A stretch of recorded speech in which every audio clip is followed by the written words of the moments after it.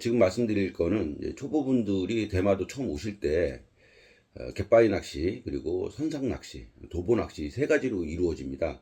갯바위 낚시하고 도보 낚시하고 헷갈리실 수도 있는데요. 갯바위 낚시라고 제가 표현하는 거는 배를 타고 하선하는 낚시를 갯바위 낚시라고 말씀드리겠습니다.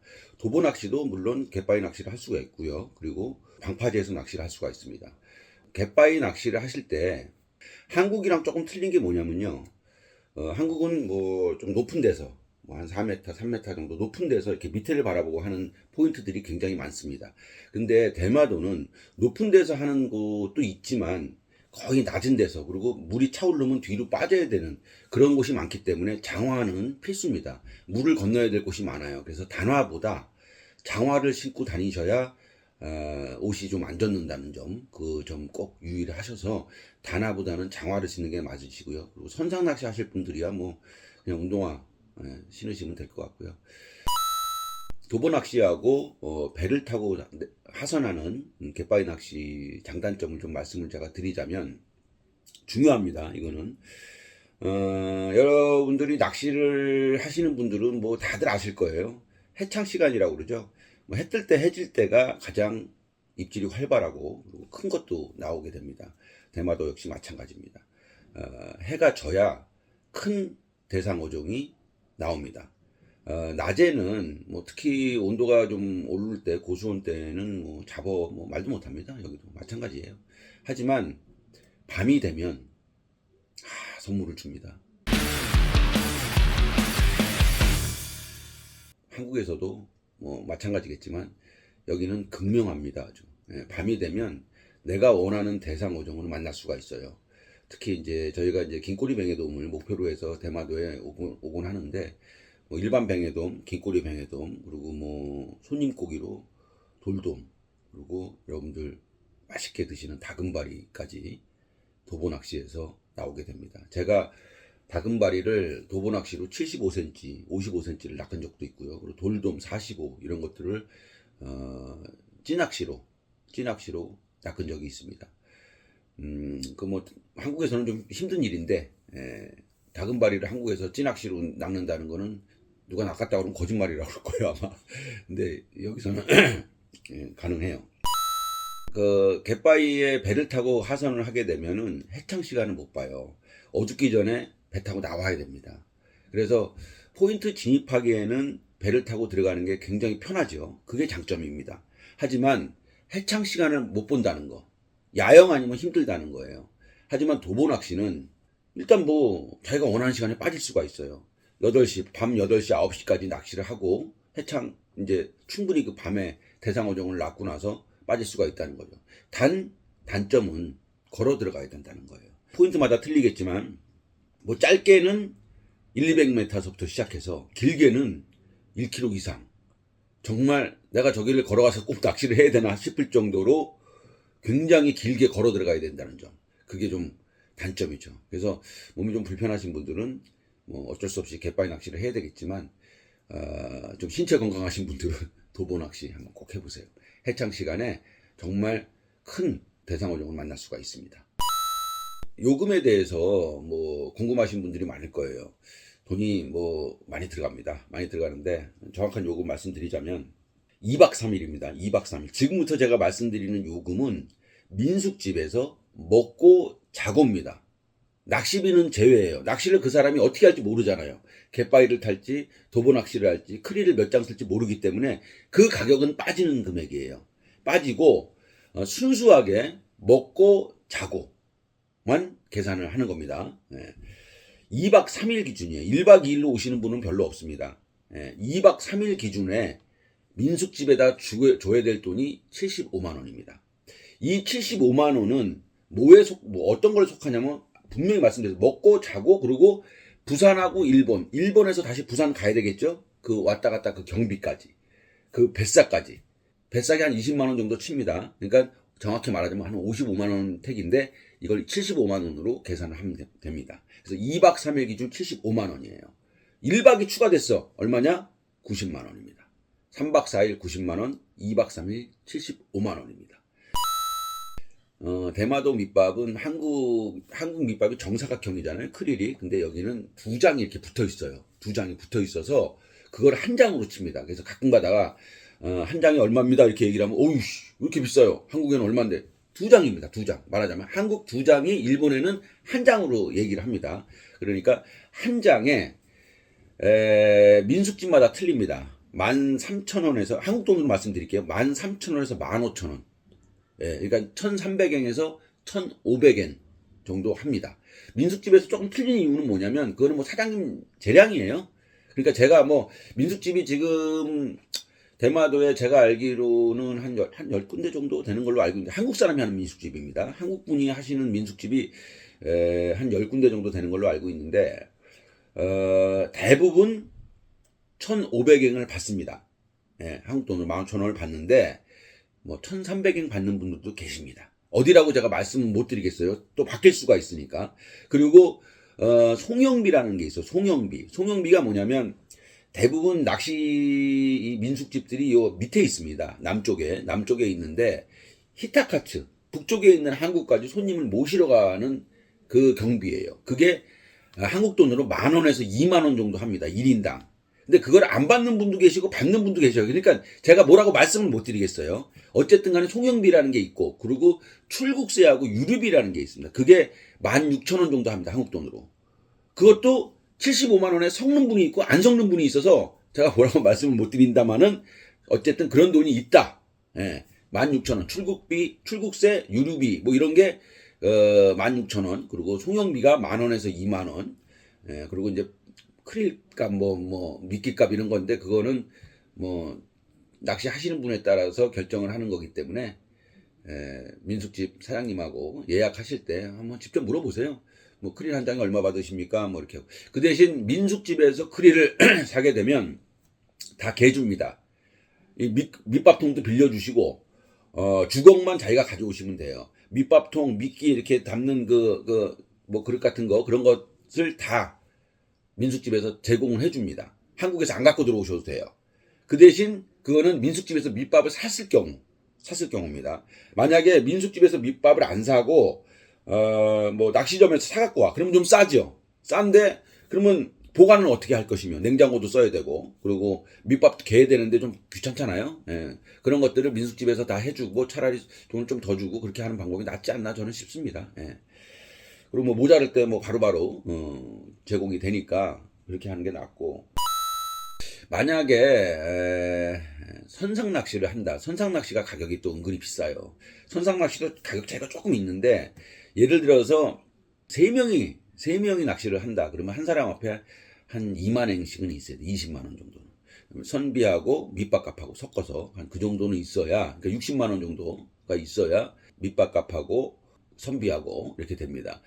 시간은 8시간입니다. 8시부터 4시까지. 만약에 고기가 좀 안 나왔어. 그러면 선장님이 조금 더 이렇게 해주긴 합니다. 그리고 미끼까지 껴줘요. 선장님이.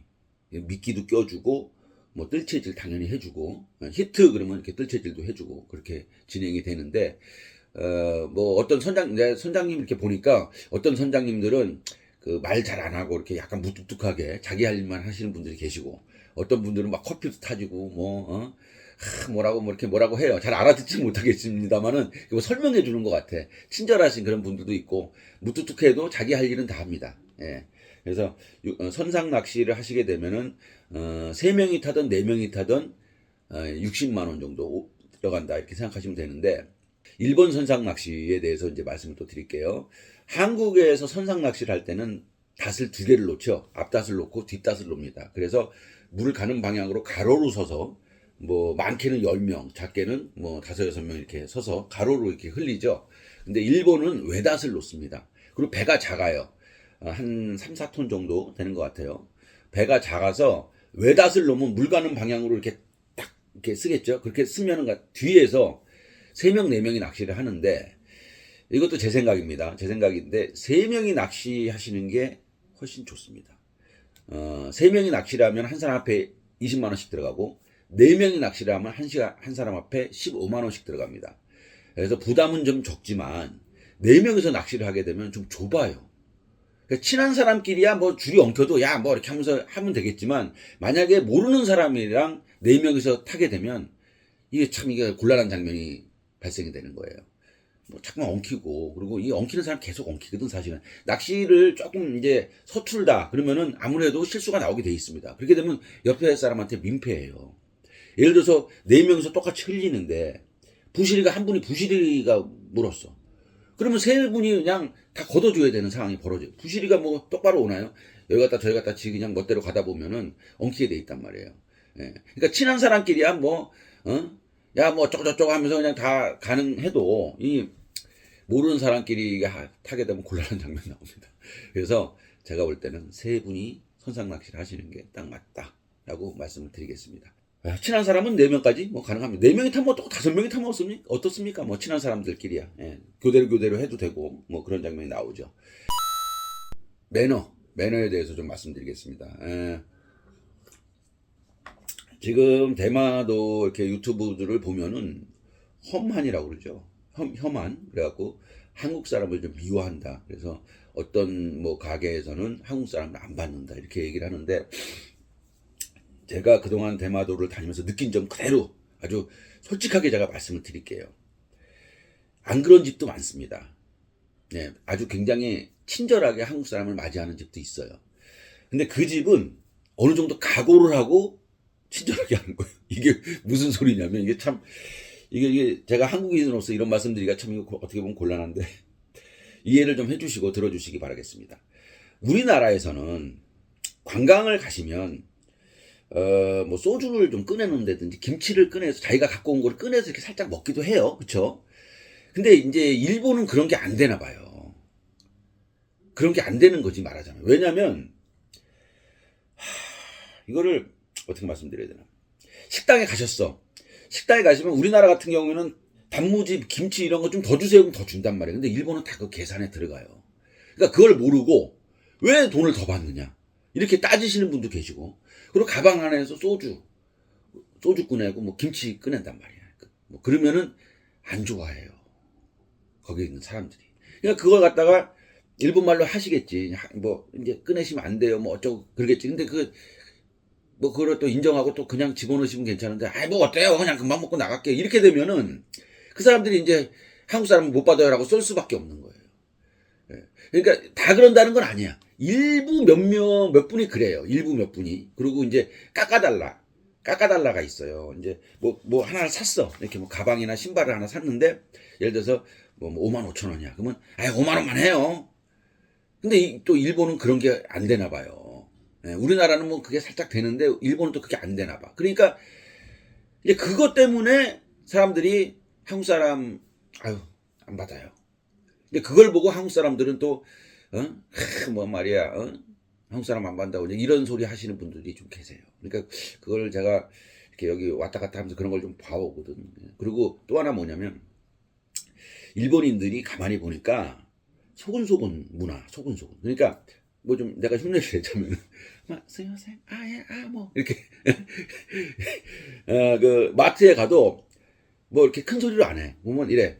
뭐 이렇게 카드로 하시겠습니다. 그러니까 한국말로 하자면 카드, 현찰, 여기 뭐 비닐이 여기 있습니다. 뭐 예, 감사합니다. 뭐 요렇게 해. 말을 하면 스미마셍 뭐 알겠다 고자이마스 뭐 이렇게.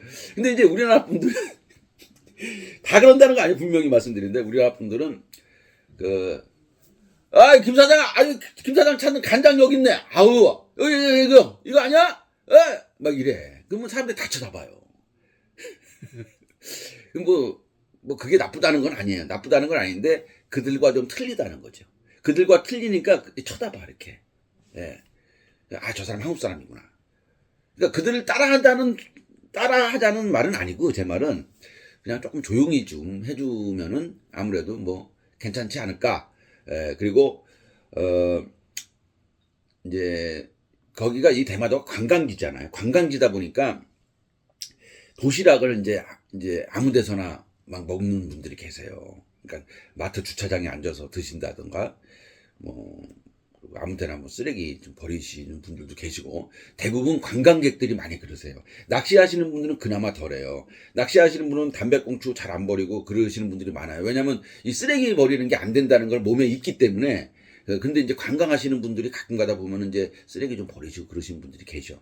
그래서 그런 거 좀 조심해 주시고, 그리고 방파제에서 낚시를 하시게 되면 이제 밑밥을 뿌리면 밑밥 자국이 방파제에 남아요. 그래서 빗자루를 민숙집에서 빌려줍니다. 빗자루하고 두레박을 빌려주기 때문에 깨끗하게 청소를 하고 나오셔야 돼. 만약에 그 자국이 그대로 있으면 거기도 이제 못 들어가게 되는 거예요. 출입금지라고 써놔요. 가끔 가다가 방파제 보면 출입금지라고 써져 있는 데가 있습니다. 참 창피한 얘기인데 한국인 출입금지라고 써져 있는 데가 있어요. 참 창피한 얘기예요.